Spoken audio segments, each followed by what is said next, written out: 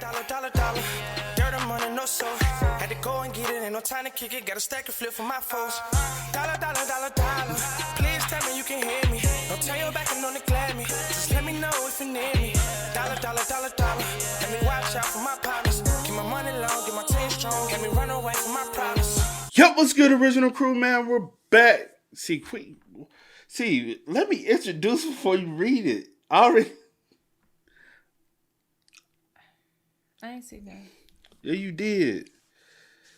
Oh, man. Today's visual, man, brought to you by Robin Mango. Teacher made an 11-year-old be a lookout while having an encounter with his friend in class. Husband defends her. It is having an encounter. But an 11-year-old? We've had that conversation before. When was the first time you heard about like teachers interacting with students?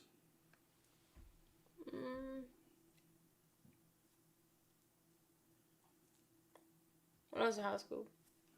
Same here. Now, hearing about interactions happening at school probably was junior high.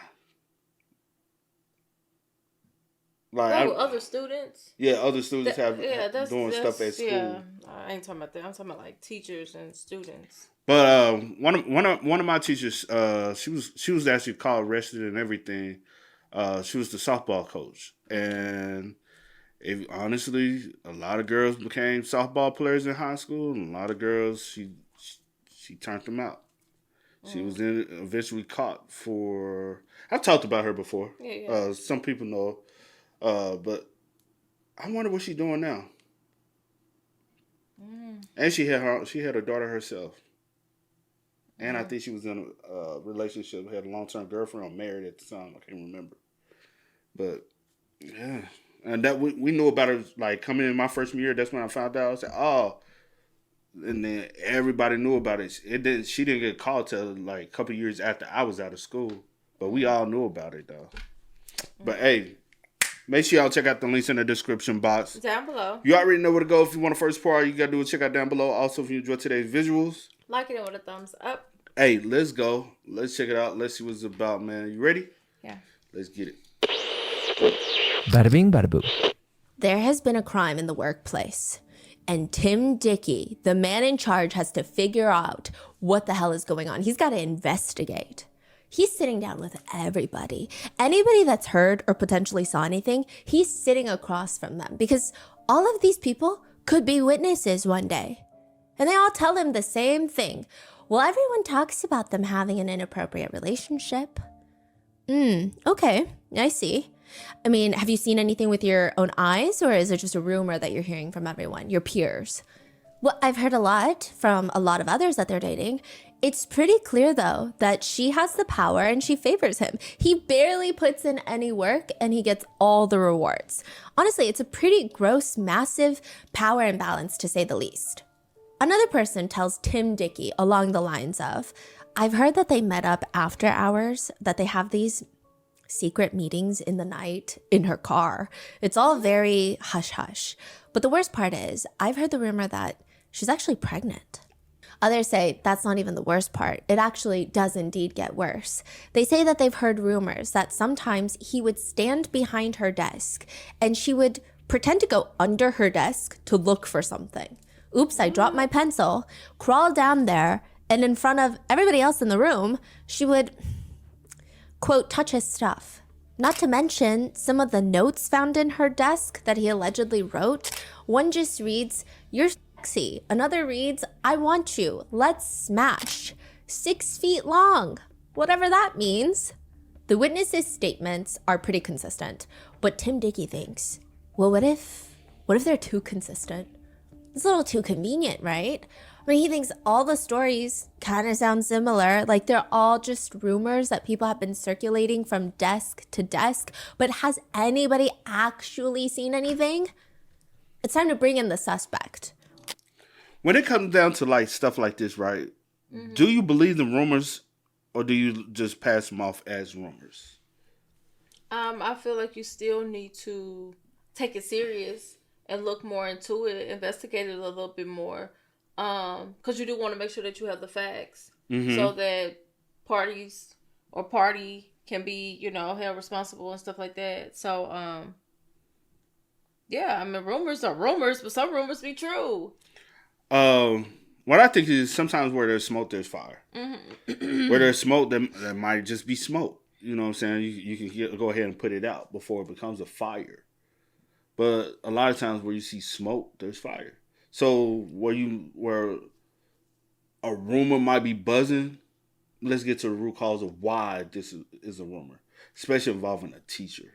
Right. That's not something that just, you know what I'm saying, sparks up out of nowhere.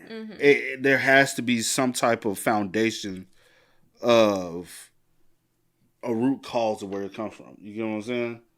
So why was this never fully... Well, we don't know yet, but... It seems like it's been going on for a while. Yeah. They bring in 27-year-old Brittany Zamora. She walks into... Why always be girls like this, bro? Why is it always... Now, the teacher that I had, you seen her. The teacher that I had that got caught up, she looked like, what's the one from Orange is the New Black? The big buff brolicky one. I forgot her name. Let me see.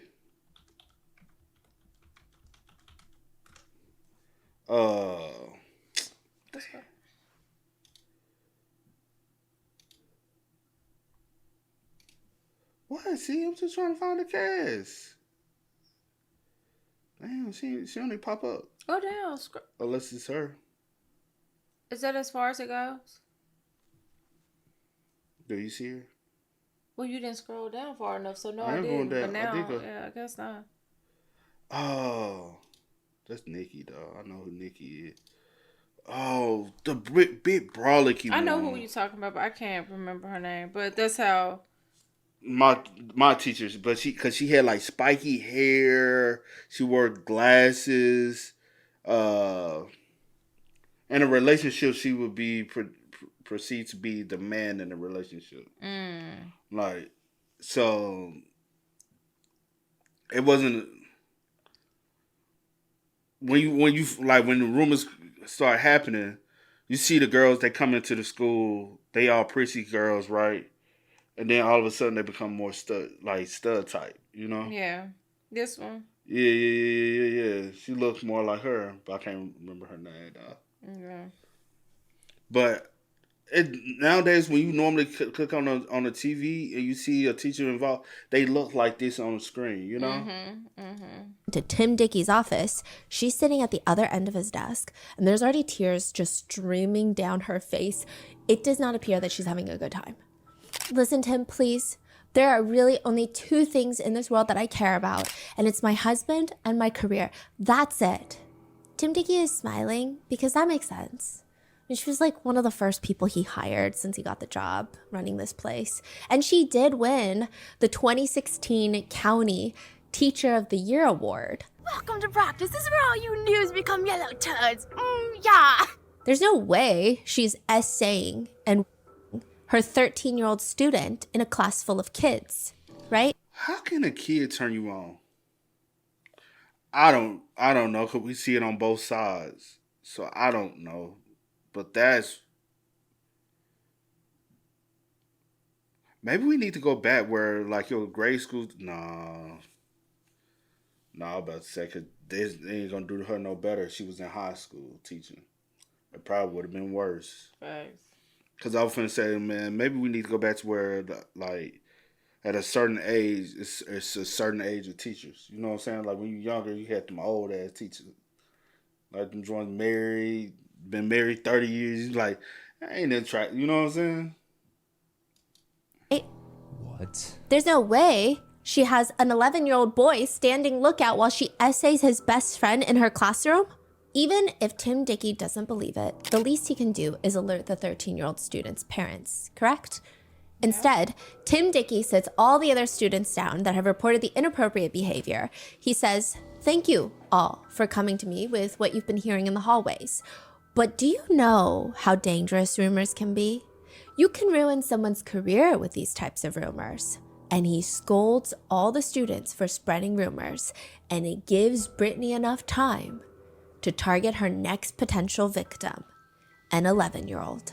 This is the case of Brittany Zamora and what happens when the victim's parents find out and when Brittany's own husband finds out.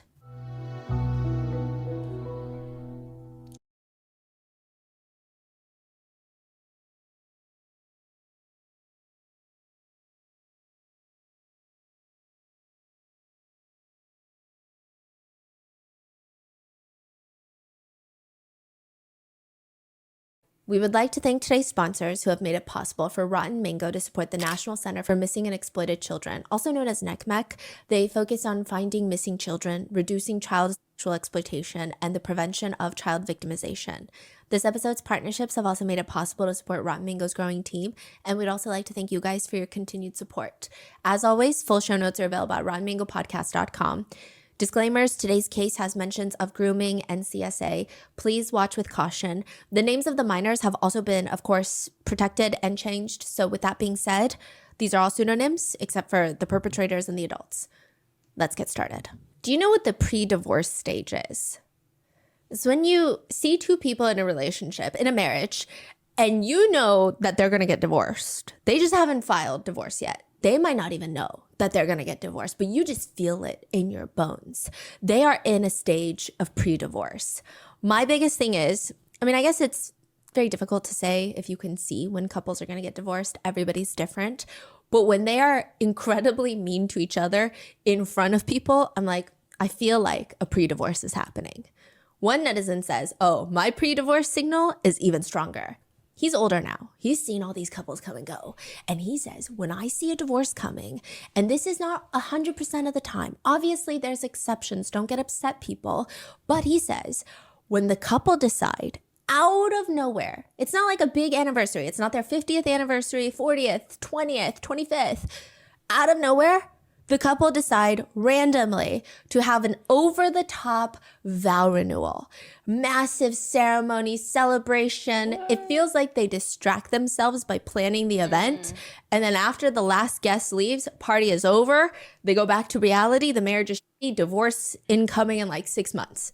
What? Yeah. And he's saying That's obviously crazy. there's exceptions of people who have anniversaries or have been planning it for a long time, or they had a life-altering moment where someone was diagnosed with something and then recovered. Those are different. Yeah. He's saying like so random. Okay. Another one said, oh, I was at a wedding and I knew. This was pre-divorce at the wedding. The groom was making a toast to the bride, the woman that he's marrying. And he talked about how he initially didn't like her because she never shut up. But now she's learning to, quote, put a sock in it. And then he jokingly turned and then air backhanded her face. Like not actually hit her on the face, but like in the air. Pretended to hit her. That is wild. To the guest credit, nobody laughed. There's just awkward, deafening silence. They got divorced 2 months after the wedding. What? One Redditor states that she knew her divorce was coming pretty early on. She says, well, my husband smashed cake into my face at the wedding, even though I begged him for months prior not to. He also introduced me as his first wife at our reception party for our wedding to everybody. He thought it was hilarious. Wow. We divorced over the summer, and I am so much happier. Another Redditor says, oh, yeah, when you can tell your marriage is coming to an end, it's pretty easy. You drive home from work. You come around the corner, and if you see your partner's car in the driveway and feel sad or disappointed, that's the sign you need. Another ex-wife said, oh, mine was weirder. Right after the wedding, I moved in. And the thermostat that controls the temperature, he put a password on it, and he wouldn't let me have the password. I need to do that, petty. though. You said what? I need to do that for you. It's only because of another thing. And we gonna be look. No. Don't be putting no passwords on nothing. No, you got a weird thing with the body, the temperature and stuff, y'all. What's the weird thing? Bro, she sits with a heater on, and will have the air on. So sometimes it's hot, sometimes it's cold. I just have to get used to it. But she don't see a problem with it. She literally has a heater that she sits in front of her I'm gonna tell you, and have the air on cold on 65 in the house while she sits with the heat. Well, Talking let me about, I'm tell cold. y'all the reason why, because Hold on, babe. And then I up it. She talk about some, and I'll be like, well, turn up the air and turn it off. Nah, I'll be hot. Yeah, so listen, I don't like being hot, and I be like burning up hot, but my hands and my feet are constantly cold. So I like even put on my feet cold now, and I have on 2 pair of socks and house shoes, and my feet are freezing.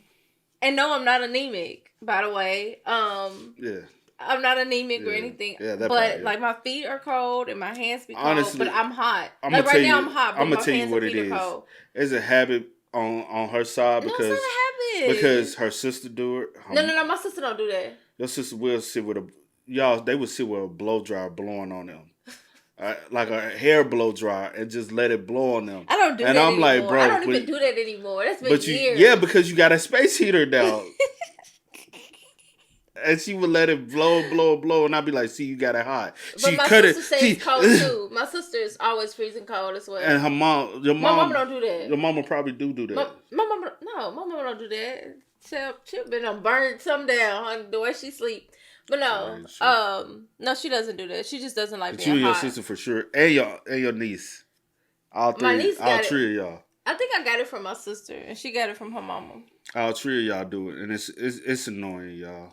But that's the reason why. But and that's what I say. I would put a think this password is a little on. OD. You know, I'll put a password on. Nah, I won't do that though. You wouldn't do that. Don't I've say been it. petty before with a roommate and did some stuff like that, but I ain't your roommate. But I just we just bicker back and forth about her with the heat. Like it literally, like if I'm upset, I would snap on and be like, "See, turn the heat off." Do I turn it off? You know, you'd be like, "I'll turn it down." I'd be like, "Dude, like that's," but that's low key being selfish though. It's not. It is, bro. You want me to freeze? No, well, turn it like. I turn it down. I try to. But I'm saying, bro, it is hot outside. Okay, let's it's get back to the summertime, video. y'all, and she would do it, bro. I don't know what to say. Is that like, come on now? I'm I not need being other selfish. couples. Is that not selfish though? I don't mean to be selfish. I But be that's freezing. but that's and I've dealt with it for how long? How many years now? So why we still talking about it? I've dealt with this from since 2017. Wow. For Daniel, the signs were probably a lot more obvious, but he just sped right past them. They went over his head. Daniel, maybe he likes all the signs. I don't know, which is more alarming.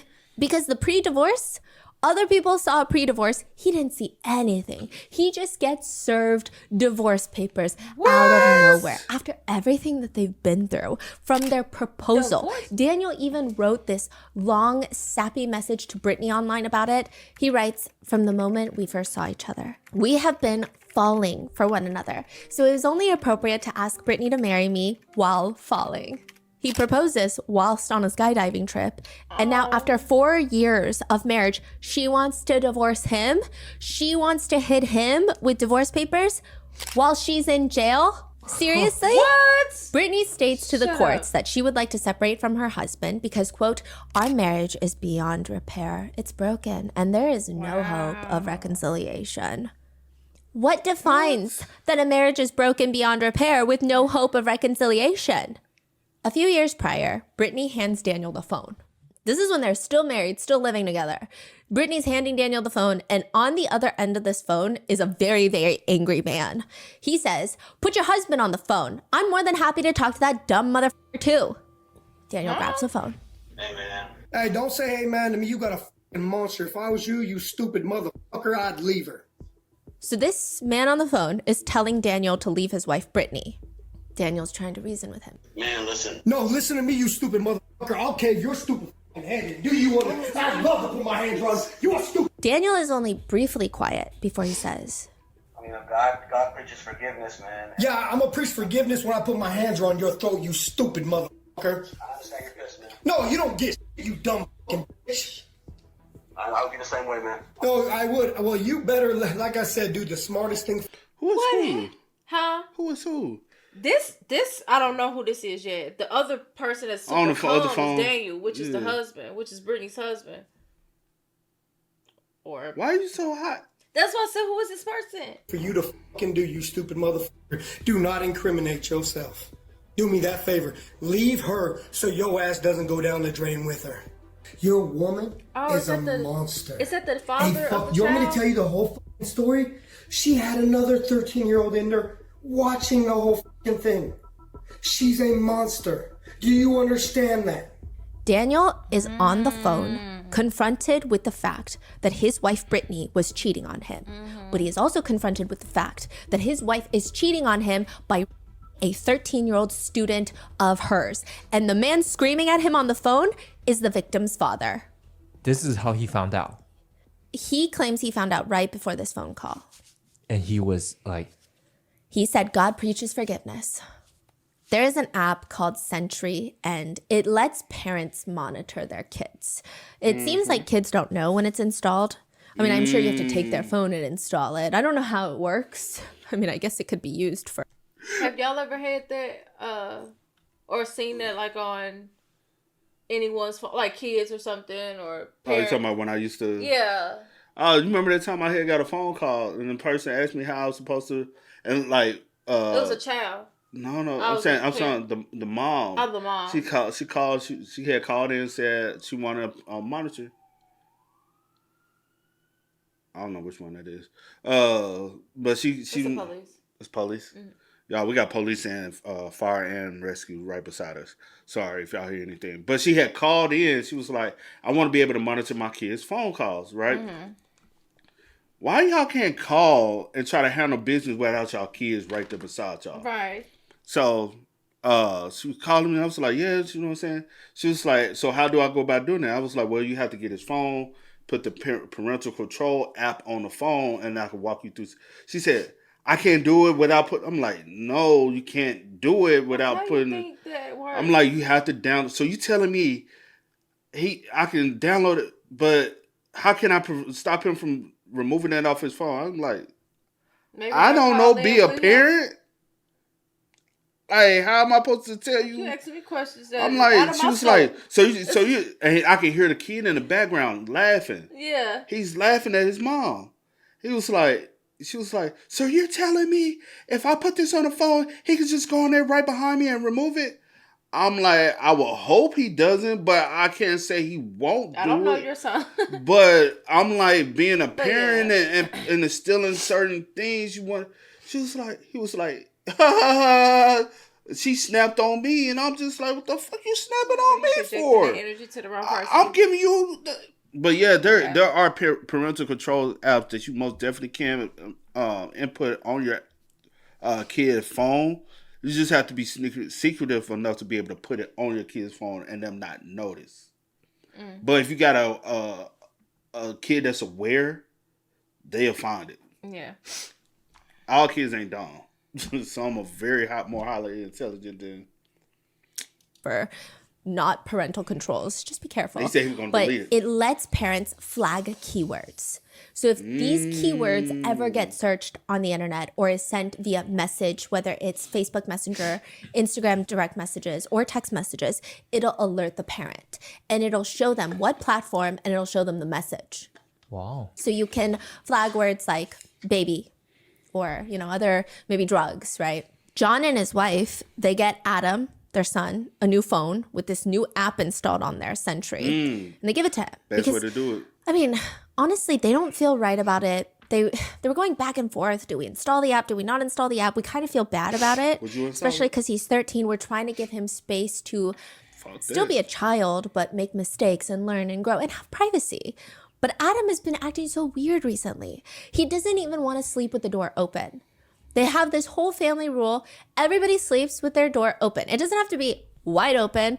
It's just like a crack. You just don't lock your door at night. But he's so upset by this. He's withdrawn during dinner time. He doesn't even want to talk to them. It's so sudden that they're like, something is going on. And if we don't figure out what, we can't help him. The stepmom has the parent version installed on her phone. And she put all the keywords in. And the day after installing the app, she's just getting ding, ding, ding, ding, ding. Her phone is blowing up. Wow. She said, so yesterday I got the alert. I keep getting alerts back to back to back to back to back because the word baby kept getting used. The messages in question read, I guess kind of like any other 13-year-old relationship flirting. I imagine. I don't particularly recall how I flirted when I was 13, but the messages read, WYD, what you doing? Oh, wow. On the bus texting you. So Adam is texting, on the bus texting you. Oh my God, you're so cute, baby. I wish you could have stayed after with me. I know, I wish I could, baby. Heart emoji, heart emoji. The person responds, I wish I could hang out with you whenever we wanted. Adam responds, same. I think about it so much. I think about it so much too. Aw, baby, I know what you mean. You're all I think about. It's kind of giving like two 13-year-olds flirting. Another thread of messages read from Adam, you're mine. Yes, baby. Which again, I don't necessarily recall how I was flirting as a 13-year-old, and I'm sure per parent it's that gives very much so 13-year-old of that age. Like if I take my nephew phone, be like, you know, he call himself having several girlfriends already. Ain't no telling what. My niece already told me he got a new girlfriend. A new girlfriend. They say She talks so much. They said the other one broke up with him. The other one had broke up with him. You know, he in the 7th grade. She was in the 8th grade, so you know he dating up. I'm done, bro. Big pin. Those are funny. But I'm trying to think about how was I like talking or flirting or whatever at the age of 13. Do you remember how your niece and nephews was? My nephew, he about this. Well, he 15, but Oh boy, he's probably talking about some everything. now he probably talking about some everything. He talking about some everything. But my other niece, my oldest niece, I definitely remember. Definitely remember. Y'all went through all her stuff and saw. Yeah, her mom did. I'm saying, did you? I mean, no, I was there, but Yeah, that's what I'm saying. Cause Yeah, I knew yeah. you was there. I'm saying, like, yeah, yeah. It was like surprise. I said, wow. Hey, these kids nowadays, bro. I said, now Way more advanced. I wasn't like this now, you know, but wow. Yeah. They would surprise you. Most They all innocent at home. different. How one feels about their kids sending these types of messages. I don't know, perhaps a child psychologist would know better if this is normal development to talk like this or not. But so far, it's not the most alarming thing in the world. Yeah, it's not. There's more messages that start Not to those. escalate and get increasingly stranger. A message from Adam reads, I need more redacted from you, heart. Now, these are obviously not redacted to Adam's parents, but it's redacted in the police records. Right. But the parents have seen it. You can kind of fill in the blanks on what it says. The person receiving the message goes, ? You okay? Sorry, baby. My parents called me. Ugh, I thought you got in trouble. I GTG do chores. I love you. I'll see you tomorrow. The person responds, ILY, heart. Okay, they're saying I love you. It seems like it's more serious 13-year-old relationship. It's getting a little more alarming. Then Adam receives a message. I want you too, baby. So bad. Whenever we can, you know, I'm down. Heart. Like you for real get sexier to me every day. LOL.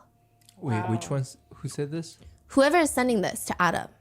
Adam's stepmom says, so I'm reading through the conversations, and I've done this before with other conversations of his as well, but this time at the bottom, she sees something at the bottom of the messages, and she's looking at it twice, 3 times, 479 times, because there is no way.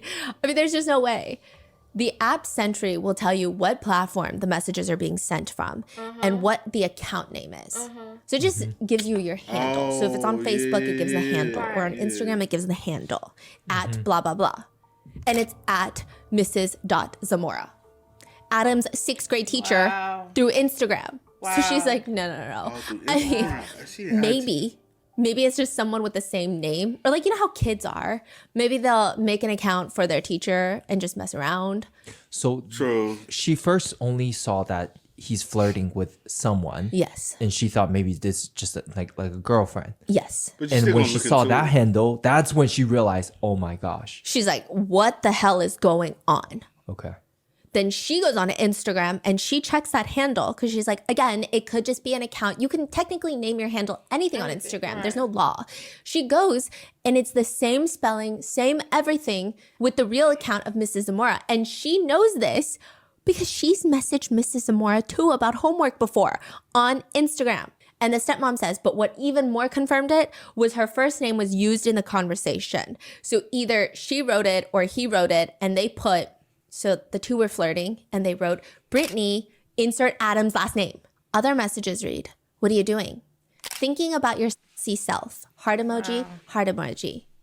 And then Mrs. Zamora responds, "Oh, baby, I wish you were here with me." And she proceeds to send a video. And I don't know why Diddy is everywhere, but he's here too. She is pointing at her car stereo with the caption, "When the radio plays that good shit," and it's Diddy's song, "I Need a Girl." And the lyrics are, "I've had a lot of women in my lifetime." Wow. What the absolute? Like she said, honey, everywhere. Why Diddy? Of all songs. But this sick, bro.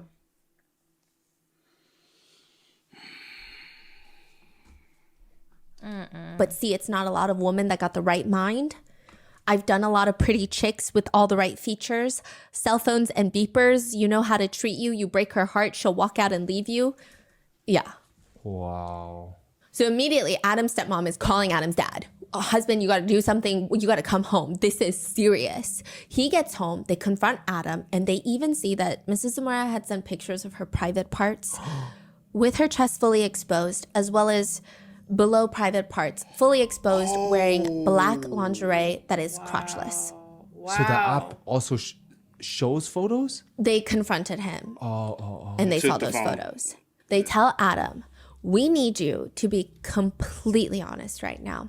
We already know the answers to everything we're going to ask. So we just need you to tell us the truth. Who are you talking to? And have you done anything with your teacher?" Adam quietly responds, "Yeah." He tells them that, remember that one time he brought home that permission slip to stay longer after school to set up posters for the talent show? That's when it happened. That's when his teacher essayed him. But it would happen several more times. So now, Adam is texting Brittany. "I want to F." Okay, it's redacted, but presumably I want to F. "So bad, baby. Those times weren't enough for me." Adam sends the message, and his dad is standing over his shoulder. The way that Adam's dad describes it, he says, "Sorry to use this language." He says that, "But you're going to text this bitch, and you're going to trap her. You're going to make her tell me everything through these messages." Adam texts her that, and she responds, "I want you, baby. I want you every day with no time limit. If I could quit my job and f you all day, I would." Adam's dad probably takes over the phone at this point, I presume, and he sends another message. "I need more redacted from you. I'll give you whatever you want, baby." And with that, they're immediately calling the police. And they start getting these weird restricted calls. Soon after, like a few hours later, they keep getting restricted call, block number, unknown number, unknown number. And they're just sending them to voicemail because why are they getting these restricted calls out of nowhere? What does that mean, restricted calls? Like unknown number, unknown number, unknown number. Because you know when you get scam calls, they don't want it to say unknown number. They try to make it look like real numbers. Right. But they keep getting literally unknown caller. What is it when they was it Star 69? No, that's called bad. The previous call. What's the one to block your number? Star 67. Star 67, yeah. Unknown caller. They're like, this is so random. But they're not answering. They're not answering for the first few times. Finally, they pick up the fourth one, and it's Brittany Zamora. It appears maybe Adam had let her know that they had alerted the police or something, but she calls them, and Adam's dad is not messing around. He starts a conversation. What type of fucking perverted person are you? I want to know right now. You are a fucking monster. You're a child molester. Do you understand me? Brittany, on the other end, has the audacity to say, why do you say that? No. Why do you say that? Oh, see, I'm a lot smarter than you. I'm so much smarter than you. You do not understand how much smarter than you I am. I got you. I want you to know that now. I got you. Do me a favor. Do not call this number back again. The next time you'll hear from me will be in court. And make sure you let your husband know that you like 13-year-old boys and suck their dick. Wow. I want you to do me a favor. Do that for me, okay? I am coming for you. Which, by the way, Adam's parents did like everything right in this. They did not say, "Oh, it's a boy's dream." They didn't do any of that. They didn't victim blame. They didn't victim shame. They didn't get upset with Adam. They took all the right steps. I think even in this phone call, he is so clearly he is has a lot of emotions coming out, which is rightfully understandable, but he's pretty poised. Like, nothing he's saying is like uncalled for or not true. Okay. Yeah, you have a wonderful evening, okay, you stupid. Can you explain to me? Can we meet? To talk about this? Miss- Is there Yeah, something me. we can settle out? Outside. Oh yeah, that's what we can do. So I can give you a chance to do it to some other kid. Yeah, that's exactly what we're gonna do. That's exactly no, Miss Zamora. Do me a favor. Do not call me back again. Do you understand me? Make sure you tell your husband what's going on. Side note, in a later report, it says that Brittany reassures Adam's parents that she's not pregnant and that she's very clean from STDs, which, like, what kind of reassurance is that, lady? I believe she even tries denying a picture that she sent, a nude photo, because it doesn't have her face in it. But the dad tells her pretty bluntly, I know where your birthmark is, okay? I know where your birthmark is. So by this point, the parents know that he's been essayed. Their son has been essayed by their teacher. They know that these messages have been taking place. Inappropriate pictures have been sent. They're about to file a police report, but they're on the phone with Brittany and her husband. They don't know the exact details of when these incidents happened. They're going to find out soon, but they know everything that's happened, the crimes that have taken place. And now Daniel, the husband, is getting on the phone. Brittany's husband is on the phone. There's almost this level of frustration that you can feel Adam's dad having, because it's like, how are you not getting this? His fist is clenched. His wife is recording this. We have this whole phone call. We FOIA'd the phone call, and he's just saying she's a monster. Like, do you understand that? Do you understand that? Dude, be smart, you stupid ass. Leave. Kick that bitch out of your house. And Daniel's like, listen, man. No, you listen. You're lucky that my wife is standing right here, you stupid fucker. Talk. You got 30 seconds. Which, side note, Adam's stepmom whispers at one point, he might be a pervert too. Talking about Daniel. He is right here. Can he talk to you? And he continues, talk. You got 30 seconds. Don't waste my time. You have the nuts to call me and now you don't want to talk? So, man, look, this whole situation is crazy. I've never heard of anything like this in my entire life, and I'm sure as a parent, You never you gotta heard be nothing like this in your livid, entire life. pissed, downright Hurt. Stab this motherfucker. You trust the system. You trust the system, and honestly, this sucks as a husband. As a husband, I am distraught.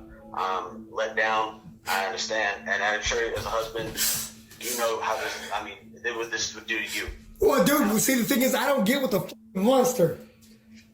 I know, God, it's the worst for me. I'm pretty much throwing up. She's confided in me and told me just now all the truth, and it's man, I'm shaking. Which, side note, when he says, I am shaking, I don't feel like he's shaking. I understand that everybody processes shock differently, but I feel like this is my reaction to an Uber order getting canceled.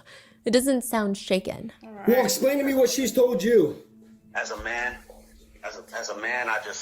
I can't really. No, I want to know. You said she confided in you. Let me know what she told.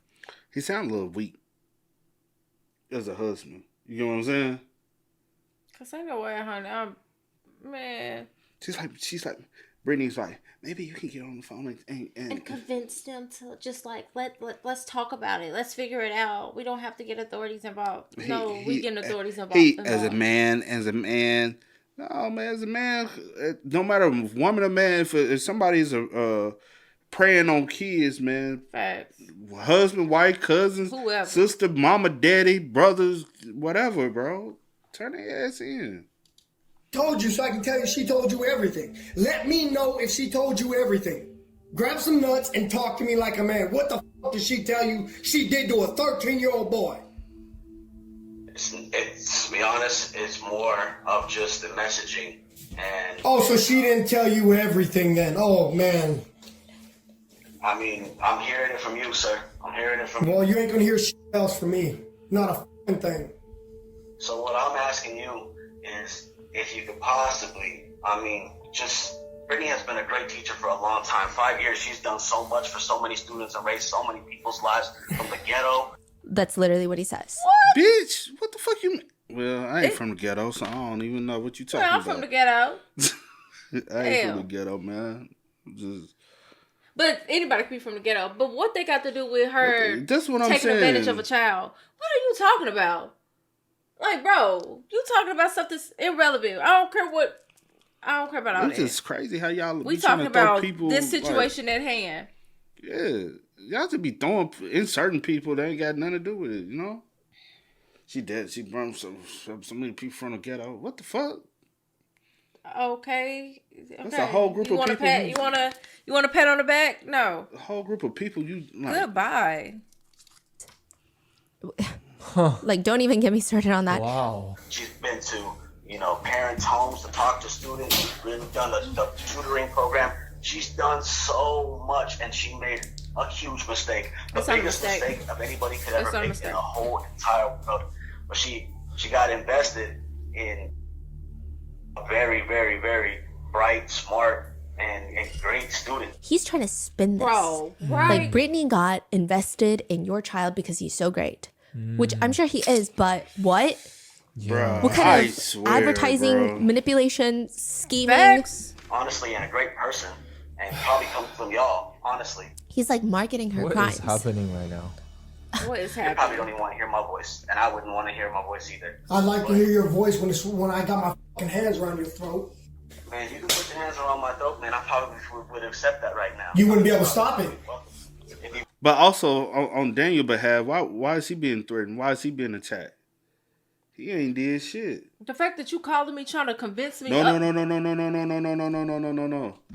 This from what it sounded like, Brittany was on the phone first, and then she put Daniel, said maybe you can talk to him. But I'm just saying, like, I'm coming for you as well, because now the way you trying to talk to me and manipulate me, I don't agree with that. Otherwise, and take up and she was just invested in your brilliant, great child and that. Yeah. I now like, you pissing me off even more. Don't get it twisted. I don't agree with that. Oh, y'all can get it. This is my child. What was that? I was just All right. But what I get what you're saying. I hear you. Be welcome. It'd be more than welcome. This is the shittiest situation in the world that any man could ever be in. As a husband, how would you feel if your wife did this to you? You'd probably you'd probably kill somebody because... No, I'd call the cops, bro. The thing is, the difference between me and you is that I don't get with women like that, my man. I don't do it. My wife's a good woman. She raised good kids. And your wife preyed on one of my kids. Do you understand what a 13-year-old boy did? Having sex with a teacher? Do you get that at all? You're asking me to forgive. I don't think they had sex. I'm not even getting involved with this. You'll know the truth in a few short days. Trust me, I know everything. I know absolutely everything. And with that, he hangs up the phone. He calls the police, Adam's parents do, and a whole investigation begins, and it just gets messier. There are two main interviews that are done, one with the victim, Adam, and then another hour-long interview with the victim's best friend. The interview with Adam, you don't see him because obviously his identity is protected, but he just sounds so young. There is like a certain cadence that children have. Obviously, some people don't shed it for a while. There's nothing wrong with it. But the way he answers questions is incredibly childlike.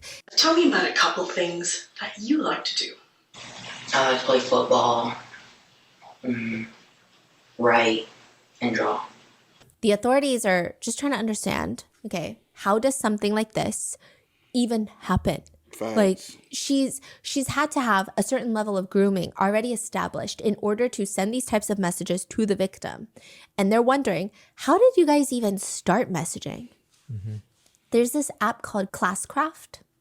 Classcraft is supposed to foster a positive school climate and educational outcomes. It's a message board. You can message your teachers and ask them one-on-one about questions of homework, under the presumption that this is a well-monitored communication forum. And likely nobody uses the chat function to do anything but ask questions about school or class times, because let's be so real. What teacher wants to talk to their kids outside of school hours? True. And what student wants to talk to their teacher outside of school hours? True. Unless there's a problem with schoolwork. But Brittany tells her class one day, I'm going to be out of school tomorrow. You guys are going to have a substitute teacher, and I'm just going to be really bored. So if anybody else is bored, you guys should message me on Classcraft. It's not about an assignment. It's not about their project. It's just, I'm bored. Adam messages his teacher that day, "Hi, Mrs. Zamora." And she texts back, "Hi." She starts asking him these weird questions. "Would it be weird if I sent you a winky face?" Huh? Adam said that he was confused and he just responded, "No, it's just a winky face, LOL." And Brittany responds, "I'm bored." "LOL, I am too. Come over." And he says, "On my way, car emoji." But obviously JK because he's 13. And That's crazy. That's how it started? yes. Wow. Eventually, they start talking about the school dance, and Brittany is asking Adam if he's going to the school dance, which he just casually responds, "I don't think I'm gonna. I might, though." And she responds, "Oh, Salty Bay," calling herself Salty Bay. From there, Brittany guides the conversation, and she moves everything onto Instagram. Adam says, "I don't remember how it got like really intense, but we would flirt and she would say things like, 'Oh my God, I love you.' And I would say I'd love her too. And then she would talk about how she wanted to do stuff with me. And I would tell her that I wanted to do that too." He says, "Yeah, we would flirt a lot. Like we would be at recess and I would talk to her. We would flirt at recess. But then the principal kept getting all these reports of an inappropriate relationship going on. Wow. And he said they were all just rumors and that he told them that they can't flirt or, well, I guess he didn't say flirt. They can't talk during recess because it feels like Brittany Zamora is picking a favorite." So they were do this in front of everyone. Yeah. And people are reporting because Yes. this is that bad. Not only are and the principal people said reporting, so the favorite. students are, some of them are reporting it to Principal Tim Dickey, but some of them are even messaging Brittany Zamora on Classcraft. There were like 3 girls, students, 13-year-olds, that were messaging her saying, "If these rumors are true, like this is a gross use of power and you should really be ashamed of yourself, blah, blah, blah." Wow. Like telling her. And the principal, Tim Dickey, was, like he was trying to protect what? Zamora or the reputation or the school image, whatever Or all it is, of right? There are a few netizen theories, and maybe it's a compilation of all of them. Some people think that Tim Dickey finds Brittany Zamora conventionally attractive, and maybe he was blinded by that. Other reports say that Tim Dickey's reputation could have been on the line because he was an assistant principal at a different school, got promoted to principal at this school, this final school where it happened. And the first person that he hired from that other school that he used to work at was Brittany Zamora. But that could also be, I don't know if that's because she's a great teacher or if perhaps her conventional attractiveness was, you don't know, right? Yeah. Wow. But either way, he brushed it off. Yes. Yeah. That's crazy. He just thought, naturally some teachers will inevitably have favorites, and she is being unprofessional by showing that to the other kids. As for the physical assaults, Adam says it started with her kissing him after school one day. And then the first time we kissed, like, I was saying bye to her and I gave her a hug and she, like, started kissing me, so I kissed her back. He says we were doing a talent show thing, and yeah, it was like when I was saying bye. And then she was, like, kissing me and everything. And, like, she was like, "You want to go in?" And I was like, "What?" And then she was like, "You want to go in?" And I was like, "Sure." And then, like, the same thing, I didn't take my pants off or anything. But she was wearing a dress, so she just pulled her underwear to the side.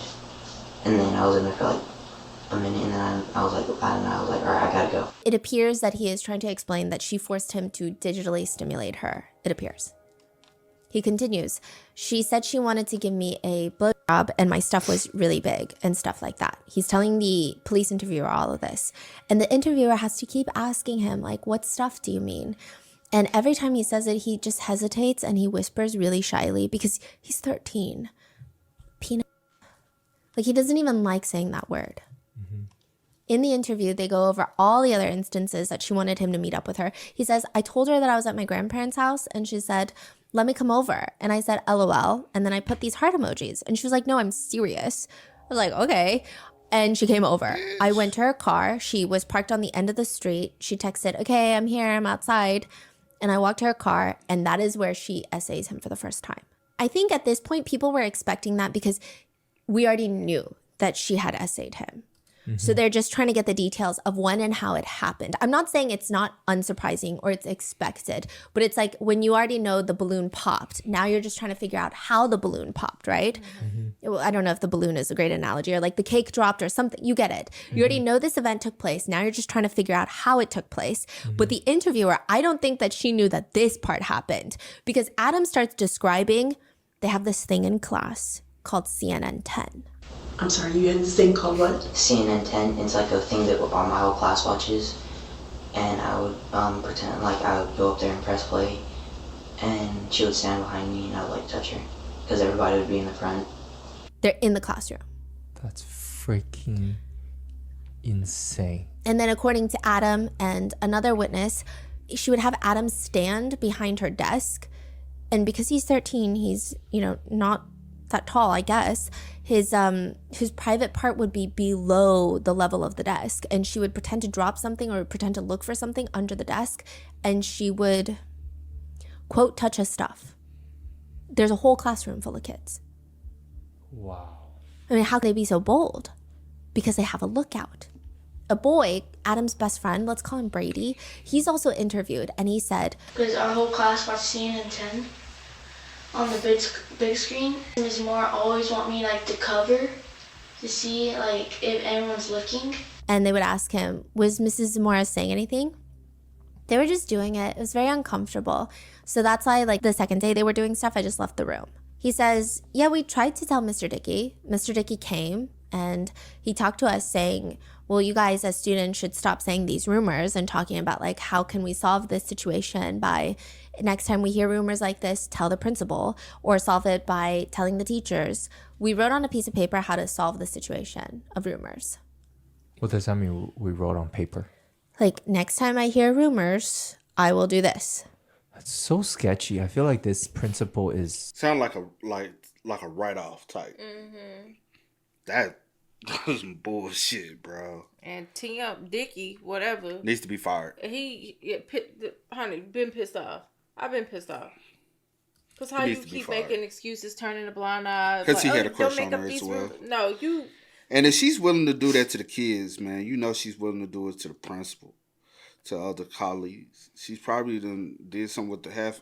Ain't no telling, bro. I ain't putting it past her, though.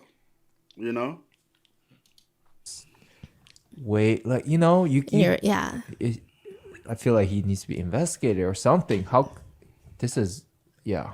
Yeah. I mean, I think it's very sus that he doesn't even alert Adam's parents. It's one thing to think that it's a rumor. Fine, right? I think it's your weird opinion. I don't agree with it. But you should still at least alert the victim's parents. Exactly. Yeah. Hey, this is what's been going on at school. These are the rumors that have taken place. I just want to give you guys a heads up in case you've seen anything. Or alert authorities to investigate, because you're not an investigator. It's just so weird. He also doesn't even put Brittany on leave so that they can investigate further. He doesn't do anything. He just takes notes on his investigation, which at this point are as useful as keeping a diary. He also just tells Brittany to stop spending so much time with Adam, and that's about it. But the best friend, Brady, he continues in the interview with the police that Mrs. Zamora started asking him weird stuff too. And then Ms. Zamora asked me if my thing was uncircumcised or circumcised. Wow. And I didn't know what that means. So Ms. Zamora went on her phone and looked up uncircumcised and circumcised things. And she showed me. She also asked if he wanted to see nude photos of her as well. And he says she didn't touch me or anything. But by all accounts, it seems like she's prepping him to be her next victim. And he is 11 years old. Wow. He can't even properly explain the things he's witnessing because he's that young. He kept stating that Brittany and Adam had sex. Now, the officer has to ask him what that means to him, to which he says, it's like they kissed. He also confuses the word virgin and Virginia. And this is Brittany's... Yeah, because he's 11. Yeah. He's 11. He does it. Kissing to him is like losing your... You know what I'm saying? At 11 years old. He really don't... He's aware that it's wrong, but he doesn't understand the dynamic of everything. His next alleged target, potential target, 11. What grade is that? So they're in 6th grade. Adam is 13. So he might have been held back for a year or two. Yeah. Wow. Yeah, he's As for behind. why, I mean, Adam's parents want to know, why did you do this? Why risk your whole career and your marriage for what? And she just responds, I asked myself the same question. I just got really close after everything went down, and we're like, how could that happen? We just got so close. I don't know. They arrest Brittany Zamora. There's body cam footage of this. And when they're taking her in for arrest, they're taking off all of her jewelry. And she asks the police, do I have to take off my wedding ring? As if she's so in love with her husband. It's so weird. Then right to when she's being taken in to be questioned, she asks if there's any way she can talk to her husband. They say no. They take her into their interrogation room and they ask her all the pertinent questions. You know, did they tell you why you're here? Did they tell you why you've been arrested? It's involving a relationship with Adam. I mean, I guess I just want to give you an opportunity because there's really little doubt on what happened. And she says, can I have an attorney? You can. Is that what you want? Yeah, will I be going home today? No. They tell her she's going to jail, to which she says, I'm little, they're gonna tear me apart. You know who else is little? 13-year-olds, 11-year-olds. To which the officer just straight up tells her, yeah, I mean, if you have problems with somebody, you can voice that to somebody. And if you have problems, they can isolate you. And she starts sobbing. I just have the best husband in the world, and I'm so ashamed. I mean, I do believe calling her a pick-me is the nicest description I can use considering her crimes. But she has this moment where she's arrested. She's handcuffed behind her back, and she has to get into the back of the cop car. The cop is like, here, like, let me help you. I know it's a big step. I'm going to help you. I know it's a big step. I'm only 5 foot. Okay. Wow. Even when they set bail, they ask her, is there anything you'd like to say? And she goes, I guess I would just really like to go home and be with my husband.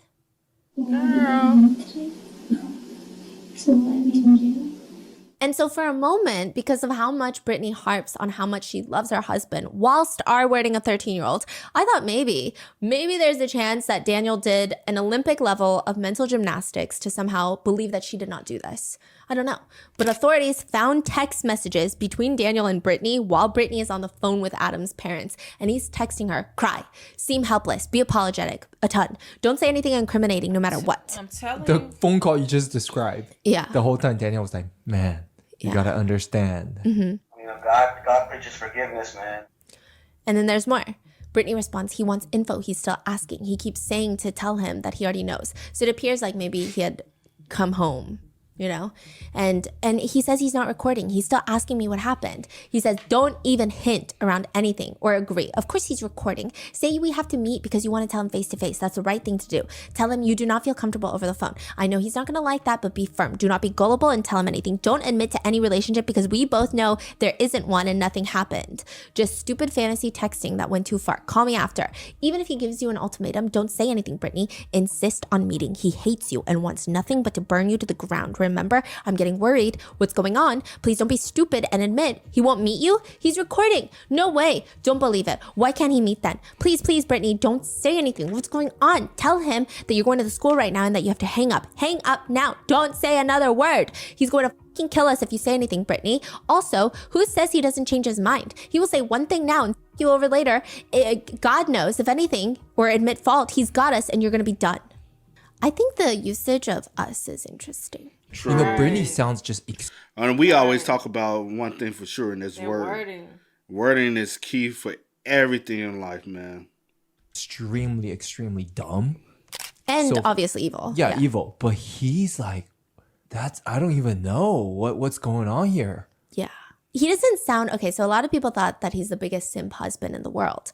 But this doesn't sound like a simp husband. Yeah. And also... if you're a simp husband, when you find out about this news, wouldn't you be devastated then? I guess they're trying, like some netizens feel like this is him trying to protect her at all costs because he's a simp. But I think the usage of us is weird. What's the context again? He says he's going to fucking kill us if you say anything, Brittany. He also says don't admit to any relationship because we both know there isn't one and nothing happened. Just stupid fantasy stuff. That also feels like it's weird. Yeah. Like you never really say like we both know. If you really both know. And you're saying that he found out about everything just now? Like that day, yeah. That day, and this is his reaction? It's very weird. Everybody in this is Yeah, weird. it's very except for, weird. It's not normal. This is not a normal relationship. And that's not to say that Brittany's not at fault. You know, I do see some netizens conspiring that maybe he was pushing her to do these things. I don't really care if he did or not. I think she's the one that did them. Like, if my husband was trying to convince me to do anything like that, I'd be like, okay, so I'm going to go to the police station and then I'm going to go find a divorce attorney. That'll be my 2 immediate steps. So, I mean, I don't care. This is not to diminish her responsibility. I'm just saying those are some netizen theories out there. While all this is happening, the authorities come to do a search warrant on Brittany's house, and Daniel is outside. The officer just asks, probably for protocol, "You guys have no kids, right?" "No, sir. I wish now." This is in the middle of Brittany, your wife, being investigated for R-wording her student. What do you mean you wish you had kids? I mean, you want to have children around your predator wife? Even the cops are doing a double take. Like, why do you wish you had kids now? Yeah. Oh, so I can have, like, you know, I don't know, all of what's going on and I don't know what's going to happen right here, you know? So I can have a little more, like, pieces of her. Basically saying if she goes to prison, he can have a piece of her. What? Daniel keeps going. Brittany has been an awesome teacher for a long time. She won Teacher of the Year. Really? Straight A student all through high school, college, bachelor's degree, and her master's. Ah, that's awesome. She's interesting. She's been doing so many good things for so long. For the students and the school, she's been really invested. It's so weird. Some netizens are confused. Some think Daniel is as dense as a forest, or some think that he's somehow involved or knew or got off on what Brittany was doing. Some people point out she would sneak out in her car in the middle of the night to go meet up with the 13-year-old. She's married. She's a teacher. What excuse would she have to go in the middle of the night? Let's say he just simply loves her, right? But then you found out the love of your life is a monster doing these type of crimes. The fact that you still love her, like, into this level, like, oh my gosh, she's the best, she's the best, she's the best. How can you still think she's this perfect wife or whatever? Sure. So crazy. So that says a lot about him too. Yeah. And he probably should also not be around children then, because like, you think your love of your life is fine after what she did to a child? Yeah. You should not be around children. But very quickly, Brittany divorces him in prison. Some sources state that it's because she was trying to protect their assets, because right after all of this, Adam's parents file a lawsuit against the school board, Tim Dickey, as well as Brittany's husband. And he's listed on the lawsuit. I think it was like a $2.5 million lawsuit. They did settle privately, but maybe it's to protect him from, I guess, division of assets because they're no longer together. Some people say, no, it's just Brittany moving on. He stood by her during the entire trial. Other sources state that she was actually very upset with him and felt like all of this was his fault because he kept telling her to tell Adam's parents to meet up. And some sources say that she believed that got her more years in prison. Oh my gosh. Versus just like talking to them frank, admitting, confessing, and being remorseful. Really interesting crossover. But the judge that presided over this is the judge that presided over Jodi Arias' trial, also assigned to Brittany's case. But nevertheless, in a statement to the court, she starts, "Good morning, Your Honor. I want to start off by apologizing to the victim and his family. I'm sorry for the undue stress or pain that I may have caused. I'm ashamed of my actions, and I'm completely remorseful and truly regret what took place. I'm known to be a caring, responsible, happy, and thoughtful person." Which, like, sometimes the truth slips out in really almost unnoticeable ways. She says, "I'm known to be," not "I am," which I thought was interesting. The rest of the statement is more of her talking about how great of a person she is. Prior to this incident, I have been an amazing teacher and citizen. I started programs while teaching to help stop bullying, teach girls about nutrition, fitness, create fundraisers to help with autism, and help families in need.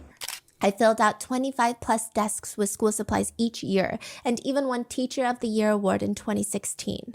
She asks for leniency in her sentencing.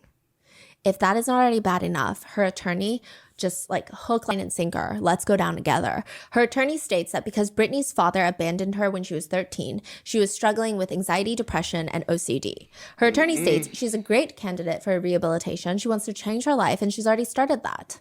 I have represented Brittany Zamora for almost 16 months, and I can tell you that she is not a monster. Brittany is not a predator, and this was not between a young child and Brittany. This was a teenager. Wow. There were issues with this case. For example, Principal Dickey refused Brittany's request to move the teenager out of the classroom. Brittany Zamora implored Principal Dickey to move him because the teenager had boundary issues and was obsessed with Brittany. Whoa. I am not making that up. I learned that from Principal Dickey. Odd things that were outside of the evidence that you probably all received. She goes on to just victim blame in a bullet point list. Adam's family filed a civil lawsuit within hours of finding out what happened. So what? Right. Adam had 2 cell phones, trying to imply that he's not the nice little kid that you think he is. Okay, he's still a kid, so what? He had multiple social media accounts. Okay, so do I. And he had behavioral issues. She's just talking, opening her mouth and letting all sorts of thoughts spill out that she should have just kept in her drafts, in her notes app. Because of how ridiculous she is. Everyone in the room is staring at her like this woman cannot be serious right now. Yeah, defend your client, do your job, but what? She confronts everyone. I see some of your faces frowning. And this was not between a young child and Brittany. This was a teenager. The teenager had boundary issues and was obsessed with Brittany. The teenage boy was very aggressive. He even was very persistent in asking Brittany about her birthmarks, molars, or anything else that could be an identifiable piece of information.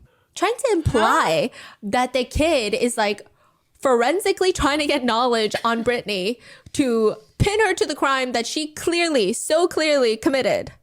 She also proceeds to read a statement from Brittany where Brittany, the child molester, says, "Good afternoon. My name is Brittany Zamora. After going through the court process for the last 16 months, I can truly say that I have been unfairly treated by the state of Arizona.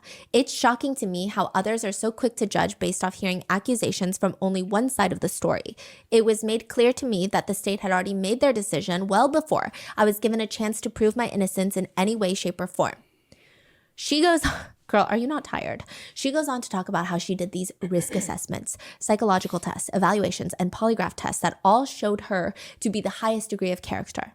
I don't ever think that I have seen a polygraph test where the results just come back highest degree of character. Right. Like that's not even an option. Makes sense. Moreover, I feel like a risk assessment test in terms of evidential value, very low compared to explicit photos she sent him and testimony from the victim. They also try to argue that her polygraph shows that she does not have an interest in children. Again, I don't know what we're trying to get here. The argument just diminishes the validity of the polygraphs. And if that's not the case, it just makes her look more sinister because she's able to pass a polygraph when there is photographic evidence. And with that, she was sentenced to 20 years in prison. The school board and Tim Dickey settle outside of court with the civil lawsuit, but I guess they stand by their decision. Tim says he didn't want to blow it out of proportion, what he thought were just rumors, by alerting Adam's parents. They said that they conducted a 2-day investigation and deemed nothing inappropriate was happening. They have less sense than children. Fair. The 11-year-old, Brady, he says, it's just weird how a 27-year-old can, love a 13-year-old and stuff. It's just crazy. She's not a good person. Adam's dad says, if we didn't have the app and we didn't take all the necessary steps, we would have never known that this happened to our son. And how much longer could it have gone? And how many other boys would she have done this to? They say it's affected Adam individually. It's affected our family dynamic. It's affected his behavior and his schooling. It's disrupted his schooling. It's disrupted his living situation. We had to uproot our entire family and move. His childhood is already gone. He's 13. He's going to miss out on so many important emotions and feelings when it comes to relationships with women for the rest of his life, all because his trust was betrayed by a 6th grade school teacher. I'm also angry at those who say they think this abuse like this of a woman on a young man is somehow less serious than if it happened to a girl instead of a boy. Every child, no matter their gender, deserves to have their period of childhood free of monsters. And there truly are monsters in the world. As parents, you teach your kids that there's no such thing as monsters at all. There's none. But in the real world, there are monsters. And Brittany Zamora is a monster. What's crazy is there are so many netizens defending Brittany Zamora. They say, when I was 13, we were smoking cigarettes, drinking, and making other people pregnant. Some of us even carried around knives and messed around with other people. Yeah, 13 years old is young and is wrong, but stop making the 13-year-old look like an 8-year-old. I think for her to get 20 years is insane. Wow. If that's the case, you need to increase prison time for other crimes as well that are even worse. Others just write, every male middle schooler's dream. Another reads, damn, I wish she was my teacher. I would have said nothing. Or that's the funnest extra credit assignment I've ever heard of. I will say most netizens are not on Brittany's side. I don't know how true this is. This is just an internet comment. But someone writes, she was a TA for my English teacher in 5th grade. I vividly remember a male classmate blatantly hitting on her, like the TA, Brittany Zamora, multiple times. And she would just say things like, oh, thank you, you're so sweet, instead of telling him to stop and how it's inappropriate. Signs were there. She was a creep. What are your thoughts on this case? Let me know in the comments. And stay safe. I will see you guys in the next one. Bruh, that's our second case tonight off some shit like this. The first one was way worse. Well, they both horrible. And I also feel like the principal should have. I feel like he is. The first word that comes to my head is like dangerous, and the reason why I say that is because so many things could be going on right under your nose, and you'll turn a blind eye or make an excuse for it, or feel like it's not that important or not that serious, or whatever the case may be, to save face for yourself, your reputation, is, like they said earlier, the school, or whatever the case may be. I don't know, but the fact that you feel like, oh, your little 2-day investigation did anything or was, of any type of... You should have called the authorities, or you should have at least reached out to the parents to let them know, like, hey, this is happening. Because that was the first thing I thought of when I was like, why you didn't at least reach out to the parents to let them know that this situation has occurred and this is a rumor, and I just want to make sure. Well, first off, with him as the principal, as soon as the word get back, yeah, you also have seen things yourself. Facts. Get the school board and superintendent involved as well. Facts. Go ahead and let them know, hey, it appears as though we might... You should have got everybody on board. That we might have a problem. We need a true investigation. First called... And I wonder, like... Because they was in, the 6th grade? Yeah, the 6th grade. So, if it's anything like my 6th grade, mm-hmm. I don't know, every school system is different. They have 3 different classes, right? 3 different teachers you rotate. That's what I had when I was in 6th grade. We had 3 different ones. Excuse him out of class, not out of her class, but out of one of the other classes, to come to the office, confront him, say, hey, we are aware of this situation, but also contact the family, because maybe the parents should go ahead and jump on it from the phone perspective. Yeah. Say, hey, we need to also keep this on the hush-hush. Yeah. I need to, or matter of fact, this approach I would have do, because everything I'm thinking about coming, I would have called the parents and, hey, I need to have a meeting with you. Right. The parents come in, I would ask them, can you come around a certain time? Because I know the time I would want to pull him from class, that he's not involved in her class. Right. So it won't scream out red flags like, oh shit. Alert her so she can start trying to cover her little tracks or try to do something or whatever, yeah. So get him to come to the office. We sit down with the parents. We sit down, hey, this is what it is. This is what's been told. We need to go ahead and get it down to the bottom of it. Down to the bottom of it. I've already informed the school board and the superintendent, and we are already working to... Because I'm pretty sure... Once I get everything from the child's perspective, the parents' perspective, and everybody else is on board, then we confront Brittany with all the evidence. And then after that, I'm getting authorities involved. Also, because I'm pretty sure there are certain protocols that y'all follow with, like... Oh, as soon as I have her come to the office, and I call her to the office, have a meeting with her. While I'm having a meeting with her, the police is already there on campus, and they waiting on this to wrap this shit up. And then I just don't like how it was handled on his end, and it just don't sit well with me, because it makes me feel like other things will be happening to other kids on this degree or anything else, or he cut corners with some shit. Even from like bullying or something like that, and you just kind of like, oh. Whatever. Like, I feel like you don't take things serious, and so many things probably going on in the school. You just like, yep. La la la la la. You know what I'm saying? Like, I don't know. It just doesn't sit well with me. But yeah, mentally, emotionally, just everything with the child. Just hope everything with him is good, because that can like be very detrimental. It can send him down multiple different paths. Right. It can make him now addicted to certain things because he got it so young.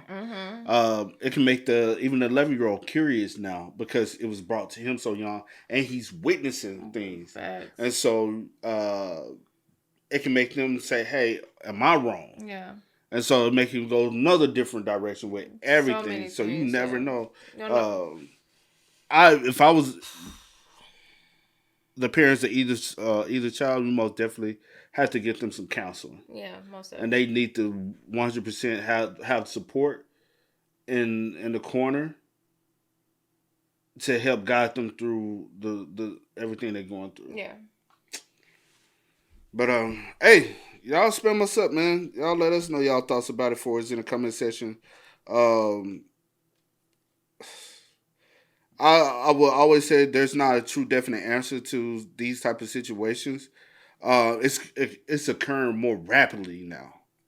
Yeah. And it amazes me every time I see it. And I look at the teacher and I'm like, huh? You wouldn't expect it, you know what I'm saying? But now, teachers like that, I'm like, they're the ones you might gotta watch out for, you know? Because it appears to be that those are the ones who constantly. I wonder, is the husband still in support and still or even like in communication yeah. and still like, okay, I'm gonna like, she's a great person, she's an amazing. But say, I guess he really trusts. Go by his vows. If he really go by his vows, you know what I'm saying, to death do his part. And did he sign it? Well, For they got a better or divorce. worse.